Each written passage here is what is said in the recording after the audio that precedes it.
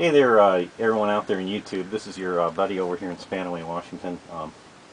You can see I got amps coming in, measurement of the amount of power that's moving through the wire there. It's coming in at about like 10 amps right now. So,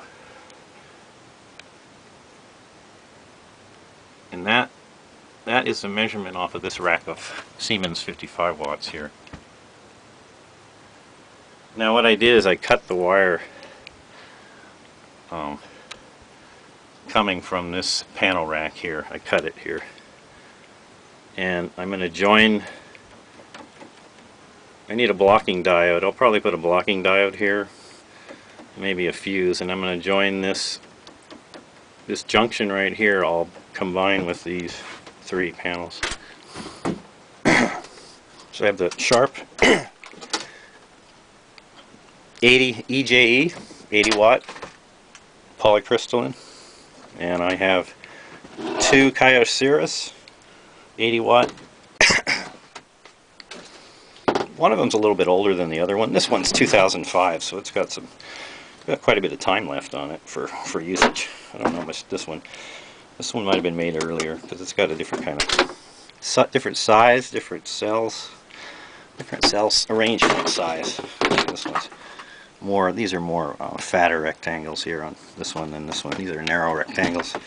These are only 1 inch by 6 inches, I think. This is like 2.5 inches by 6 inches. I've had a lot of coffee today, that's why I'm kind of shaky. My camera doesn't really have a very good image stabilization. Sorry about that. And here's the batteries, of course. Everybody likes to look at, you know. They're cool. They're AGM, so they don't have any outgassing. You don't have to maintain them with any water. You know, normally you use distilled water to recharge the electrolyte in the 6-volt golf cart batteries. And those have to be maintained. They have caps on them, and they leak hydrogen gas. And these are pretty good. And they're, you know, you can put them in any position too. I've never rotated them. I've had the idea of building like a coffin, you know, and put them all in the casket, and then mount it on the wall vertically. And you know, but I need a bench grinder, and I need to flatten the end of this so I can put these connectors on. This is been a project I need to get done. I'm still using these, you know, for the Harbor Freight and the SunForce kits. The power from those devices is routed through these two charge controllers, the SunForce. Those came with the panel racks. These are the ones I bought at Harbor Freight.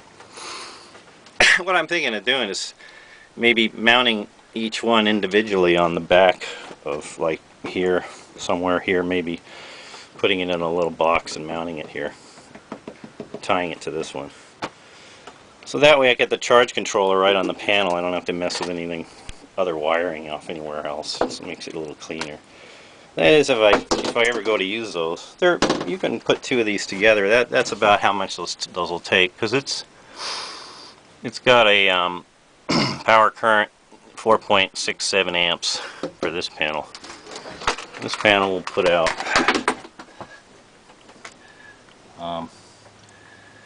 let's see, 4.974 amps. This one is. So maybe I'd need one each. This one's, how many amps is that? That's 4.73 amps.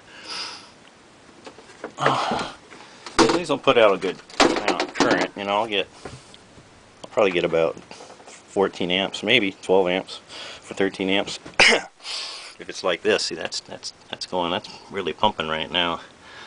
These panels are really taking in that radiation, that solar radiation, free power. Well, with all the shipping and the materials, and probably just shipping alone probably ate up all their energy that made those, that are a little overproduced in their lifetime. The cost, you know, maybe, I don't know, some people, that's what they say, you know, they say it's spending all this money in materials, and when your cost of your power can come from a local, you know, service for cheaper. Well, of course, yeah, you know, but I don't know, it seems like I'm a human being, you know, on Earth, and I want to use electricity in my local area. So if I think that if power is produced locally, if power is produced where people live, right near their homes, with any kind of danger, because it's safe, you know, it's just low voltage, 12 volts, you know, you can see it's only about 11 amps maximum. I mean, I could touch that wire, I could touch the wire with my hand right now, wouldn't do anything for me. I mean, it's, you know, I think when you got to be careful is crossing anything between the batteries. It's if you touch the negative and the positive together, that's the major problem. I think people are afraid of that. They think it's going to hurt them, but it's pretty benign, 12 volt voltage. You know, when you get into the 48 volt systems, and I think above that, you probably, and maybe those grid tied inverters. Which, by the way, grid tied inverters, you know, I think it's a great idea and everything, but the problem is the legality of it.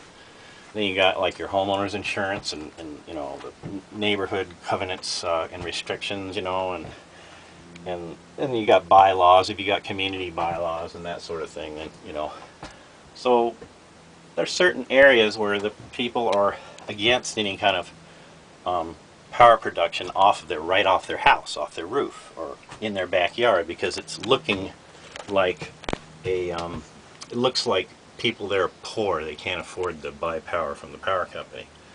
Or it looks like they're, you know, the insurance company doesn't like it because the insurance company might have to pay a claim because the wind blew it down, it fell on somebody's fence, or it, you know, or a tree fell on it, or you know, like something like that, or just like, you know, realtors come by and they look at your house, you know, and they're trying to sell it, or sell a house in the area, and they're trying to compare yours to another house, or you know, it's like, and it looks bad, you know, it looks cosmetically, it's ugly, or you know, makes the neighborhood look bad. You know, people are afraid of their property values coming down, which, you know, I mean, in an emergency, if there's something that happens in the middle of winter and you need electricity, you know, and all the power's out for like 2 weeks and it's the middle of the snow, I mean, that's pretty much why I got it. I was really afraid of that. I didn't like that to happen to me. I felt like vulnerable. I felt like it was, like I needed electricity, you know, to live. So